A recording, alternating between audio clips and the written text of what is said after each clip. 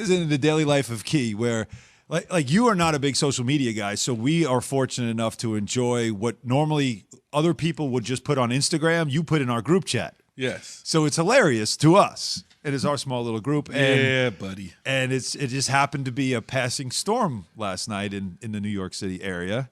And Key decided to take a picture or take video of himself walking in the rain. Walking in the rain. Oh, no umbrella, right? No umbrella, no and just complaining like it's the only place on earth where in the summer you might have like, a pop-up storm. But still though, Alan, think about it. So when I leave the crib, we left the crib at like 6 o'clock to go get dinner. A couple blocks from home. We walked. Yeah, you weren't far from home. We got the stroller with the baby. We cool. Everybody good. We, it's hot, a little steamy out, but it's clear. Yeah. It's not cloudy. Right. So we eating whatever the case is, and time to go. And my son says we can't leave. And I'm like, why? And he says it's raining, and I can't see through the window if it's raining or not. So when they open up the door to come, now I see just water just pouring out. So we sit there for like another 10 minutes, like, dang. And so look on your phone at the weather, 2.5 hours basically, it's going to be pouring down raining. I'm like, damn, man. Yeah. But which way, what should I do? So everybody's like, man, we're going to go home because the baby got to go to sleep, the whole deal. Yeah. So I told them, okay. So I get up and go, and man, I might as well just jumped in the pool. It's just crazy, stupid. Because at least in Florida, I know it's coming. All right, I can look at it. No I'm like, oh, way. it's coming. Can I add to the story? No, Yeah, I know it's this was my favorite part of the video. Is Key goes, yeah, we got to move the show to either L.A. or Florida. Like Key, it rains in Florida much more. But out of nowhere. least I know it's coming. You would have known it was way. coming You if you looked at the don't. weather app. You don't. Why should I look at the weather app if it's clear skies and I know at this time of year anything August. could happen in Florida? I've lived there. I've played there. I get it. But this was not the case. It rained every 30 minutes in Florida. I really got that, though. It does. That's cool. I know that already. But the app worked. It's the Northeast. It's August.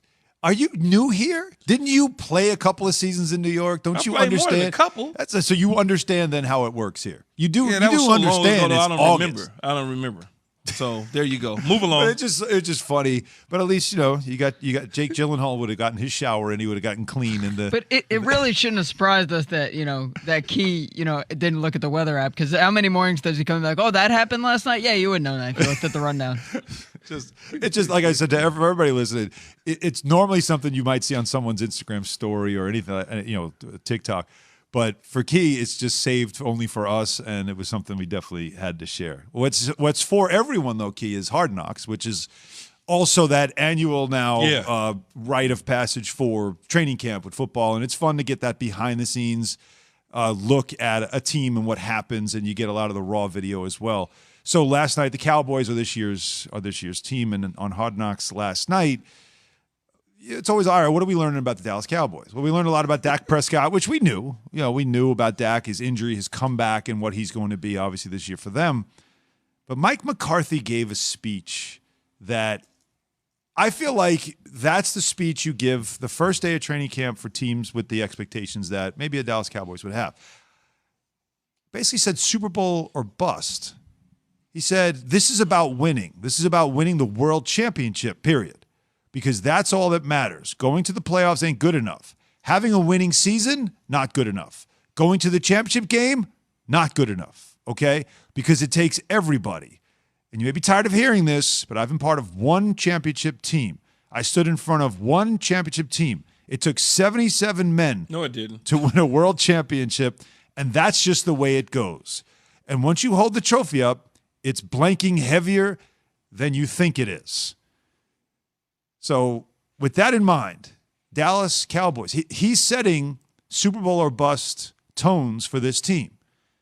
Before we even decide whether or not it should be for the Dallas Cowboys, let me ask you this.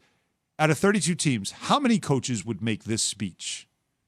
10? 12? I mean, there's got to be a number of teams that have that feeling like we can win it. That particular speech, probably half dozen. 12, all right. Yeah, half dozen teams or so. I would say would be, half dozen, not 12. How believable are those speeches? But wait, when you're a sitting in the half room? dozen is believable. A dozen is expectations. Okay. And beyond that, you're delusional.